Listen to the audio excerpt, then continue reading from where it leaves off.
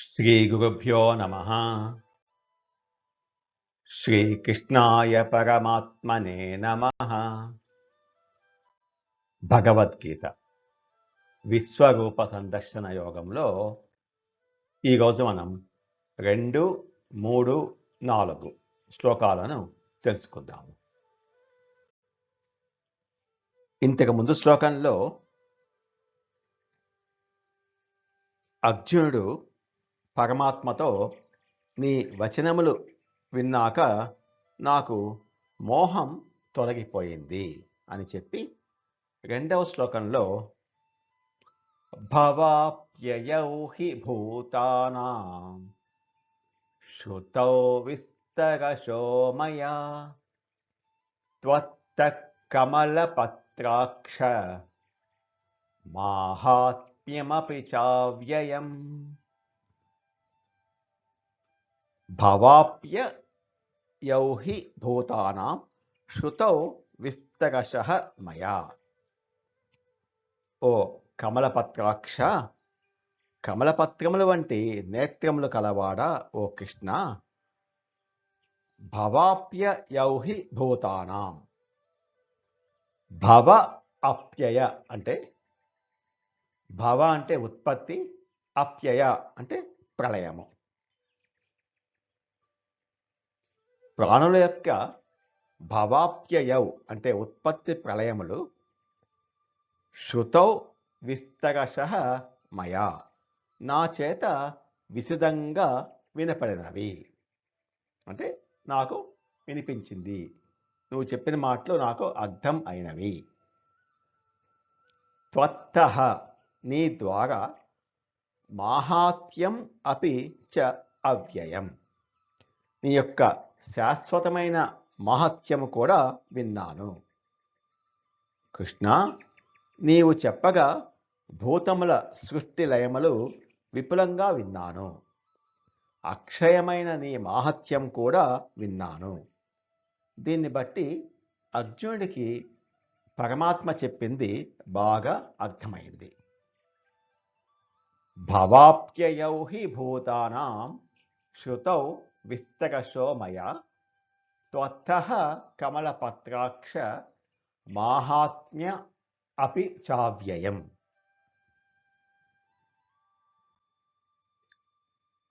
మూడవ శ్లోకం.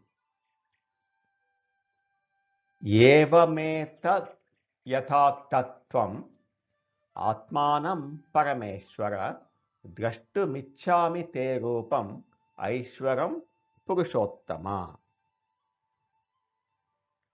ఏవం ఏతత్ యథా ఆత్థ. ఆత్థ అంటే నీవు ఏదైతే చెప్పావో. ఆత్థ అంటే చెప్పావో. నీవు ఏదైతే చెప్పావో అది అలాగే ఉంది, అది సత్యమే. అందులో ఇసుమంతైనా నాకు సందేహం లేదు, శంకించాల్సింది ఏమీ లేదు. త్వం ఆత్మానం పరమేశ్వర. ఆత్మానం నీ గురించి ఓ పరమేశ్వర, నీవు నీ గురించి ఏదైతే చెప్పావో అది 100కి 100 పాళ్ళు సత్యమే. ద్రష్టం ఇచ్ఛామి తే రూపం ఐశ్వరం పురుషోత్తమ.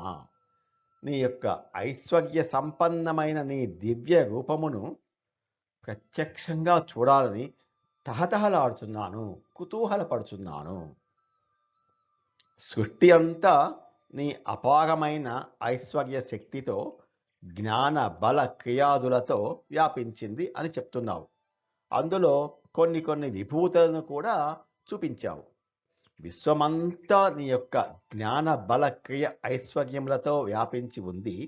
కాబట్టి అది అంతా కలిపి దర్శించాలని ఉంది అని అర్జునుడు కుతూహలపడుతున్నాడు.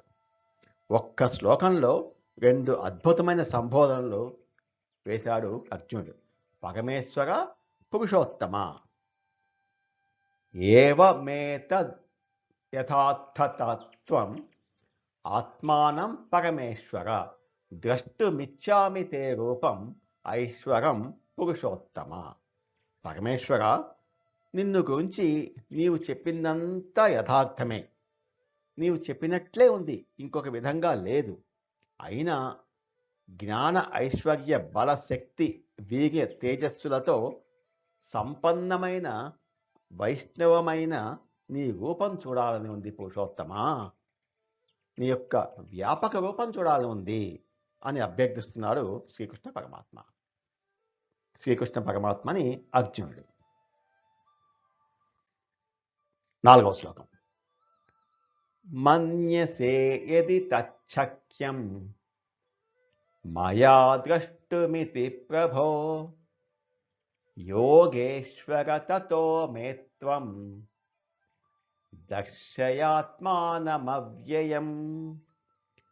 మన్యసే యది, నీవు భావిస్తే, నీవు అనుకుంటే, తత్ శక్యం మయా ద్రష్టం, దానిని అంటే నీ దివ్య రూపాన్ని చూడ్డానికి నాకు సాధ్యమే అని నీవు అనుకుంటే, నేను చూడగలను అని నీవు అనుకుంటే, అంతే, చూడటానికి నాకు సమర్థత ఉంది అని, అలాగే చూడటానికి నాకు అర్హత ఉంది అని నీవు అనుకుంటే అని అర్థం. అర్హుడినా సమర్థుడినా 2 ప్రశ్నలు. అర్హత లేని వానికి చూపించరాదు. కాబట్టి నేను అర్హుడను అయితే చూపించు అంటున్నాడు అర్జునుడు. ఇది అర్జునుని వినయానికి ప్రతీక. ఈశ్వర జ్ఞానం పొందాలంటే అహంకారం వదిలేసి వినయంగా అభ్యర్థించాలి. ద్రష్టుం ఇతి ప్రభో యోగేశ్వర. ఓ ప్రభో యోగేశ్వర, నేను యోగ్యుడిని అయితే నాకు చూపించు అని అడుగుతున్నాడు అర్జునుడు. తతో మే త్వం దర్శయ ఆత్మానం అవ్యయం. అవ్యయమైన శాశ్వతమైన ఆత్మానం నీ రూపాన్ని చూపించుము అని అడుగుతున్నాడు అర్జునుడు. మన్యసే యది తచ్చక్యం మయా ద్రష్టుమితి ప్రభో యోగేశ్వర తతో మే త్వం దర్శయాత్మానమవ్యయం. ఓ యోగేశ్వర, ఓ ప్రభో, నీ దివ్యమైన రూపమును చూడటానికి నేను అర్హుడిగా నీవు భావిస్తే శాశ్వతమైన నీ దివ్య రూపాన్ని నాకు చూపించుము అని అభ్యర్థిస్తున్నాడు అర్జునుడు. నమో భగవతే వాసుదేవాయ. ఏతత్ ఫలం శ్రీకృష్ణార్పణమస్తు. స్వస్తి.